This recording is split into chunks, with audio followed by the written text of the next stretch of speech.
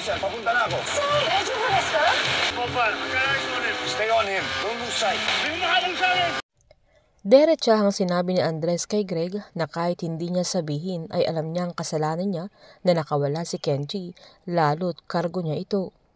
Tinanong naman ni Greg kung ano talaga ang nangyari dahil hindi basta-basta magkakaganon ang binata at kung may kinalaman yun sa paghahanap niya sa kapatid niya nang saktong umakyat si Tomas kaya dinig niya ang mga usapan nila.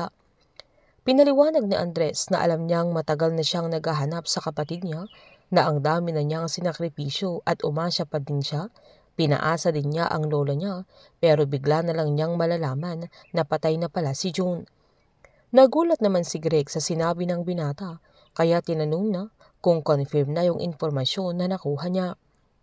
Giniit naman ni Andres na yun ang dahilan kung bakit gusto niyang matapos na ang misyon nila para malaman niya kung totoong patay na nga ang kapatid niya. Sinabihan ni Greg na kaya gigil na gigil ito na nakawala yung target nila dahil doon sabay dinamayan niya ito sa nangyari sa kapatid niya at pinaalalahanan niyang tapusin na lang nila yung misyon ng mabilis. Lumabas naman si Andres para tawagan sana ang lola esang niya pero hindi niya ito magawang aminin kung ano ang nalaman niyang impormasyon tungkol kay June nang saktong matanaw siya ni Tomas kaya agad siyang pinuntahan ng binata. Inamin ni Tomas na narinig niya sila ni Greg na nag-uusap tungkol sa kapatid niya, sabay humingi ng sorry dahil hindi naman niya sinasadyang marinig yung usapan nila at sinabihan niyang napakaswerte ni June sa kanya na sana siya na lang ang naging kuya niya na kinagulat naman ni Andres.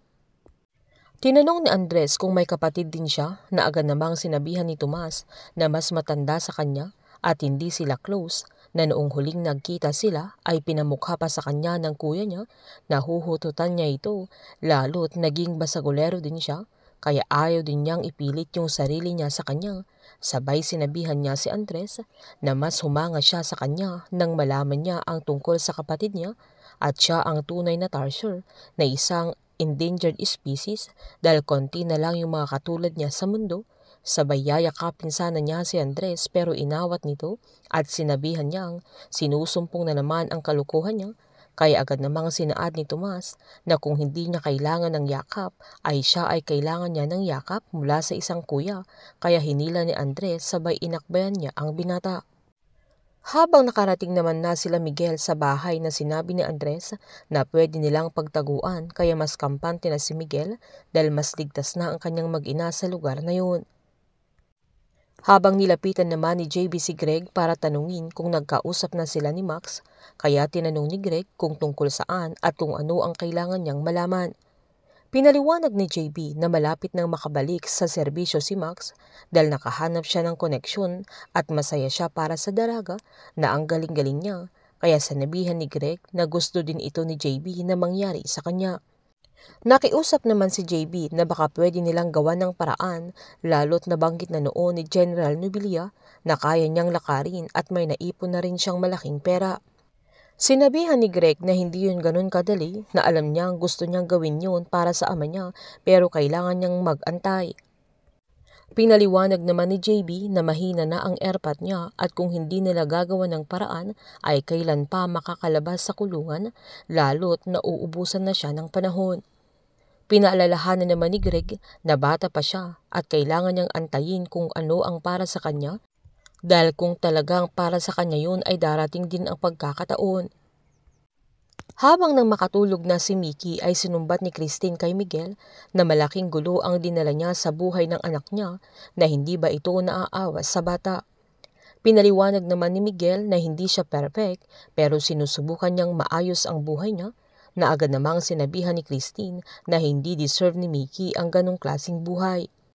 Giniit naman ni Miguel na baka kasalanan ng kabit niya na pinili niya na siya ang nagdala sa kanila sa ganong sitwasyon dahil kung magsalita si Christine ay parang ni minsan ay hindi siya nagkamali at kahit kailan ay hindi siya kinampihan ni Christine, sabay lumabas na ito pero hinabol ito ni Christine at tinanong niya kung iiwan niya sila doon. Sinaad naman ni Miguel na papatayin siya ng mga humahabol sa kanila hanggat hindi niya maibibigay yung pera kaya sinabihan ni Christine na alam niyang makakaisip pa siya ng ibang paraan pero pinaliwanag ni Miguel Nawala ng ibang paraan, sabay binili niyang ingatan niya si Mickey. Habang may posibilidad naman na si Tomas ang kapatid ni Andres, lalo't ampon si Tomas ng kanyang ninong at walang pakialam sa kanya yung kinikilala niyang kapatid, na malayo ang loob nila sa isa't isa at kailanman ay hindi nila pinaramdam na parte siya ng kanilang pamilya. Sobrang gaan ang loob ni Tomas kay Andres at nasabi niyang sana siya na lang ang naging kuya niya. Pinalabas ni Christy na patay na si June dahil may malaking tao sa likod ng kasong yun. Painit ng painit ang mga tagpo, sabay-sabay po nating subaybayan ang advance episode ng Incognito dito lamang po sa aking channel. Patuloy lamang po manood, mag-likes at mag-subscribe para ma-update po kayo sa mga susunod na episode. Marami pong salamat.